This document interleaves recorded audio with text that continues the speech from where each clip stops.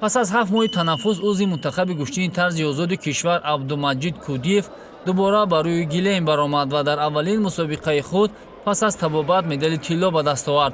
باید گفت که از 26 تا 29 ایون در شهر کوجایلی ترکیه مسابقه بین المللی برای پاس خاطره قهرمان بازی‌های المپی و قهرمان جهان یاشار دوگو برگزار شد.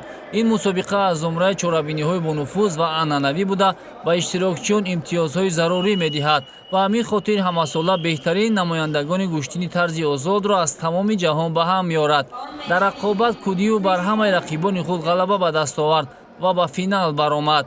در قوازمایی دور نهایی نماینده تاجیکستان بر گشتینگیر بلاروس اسلام گوسینو غالب شده مدال طلا را به گردن آویزان کرد. یادآور میشیم که عبدالمجید کودیف یکی از بهترین گشتینگیران منتخب تاجیکستان اوید به طرز آزاد بوده. سال گذشته برنده نشان برنجی چمپیونات جهان گردیده بود که چنین دستاوردی ارزنده را دیر باز گشتینگیران کشور ما نشان دادن نمیتوانستند. غلبه در مسابقه بین المللی به نام یاشار دوگو موقع گشتینگیران ما را در رده‌بندی جهانی بازم بهتر نمود و در آینده امکان می‌دهد که عبدالمجید کودیف در رقابت‌های انتخابی برای راه بازی‌های المپی مبارزه را ادامه بدهد.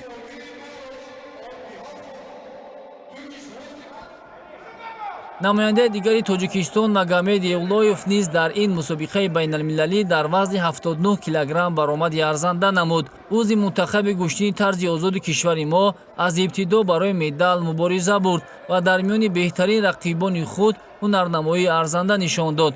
باید گفت که رقابت‌ها در مسابقه بین المللی به نام سابق قهرمان بازی‌های المپی یاشار دوگو در وزن‌های 57 61 65 70 74 79 86 92 97 و جمعی 125 کیلوگرم صورت گرفتند و منتخب تاجیکستان در 3 وزن برآمد نموده در 2 وزن 65 و 79 کیلوگرم مدال طلا به دست آورد که این بهترین نتیجه به حساب می رود. نشان دوم طلا را برای تاجیکستان магомед евлоев به دست آورد.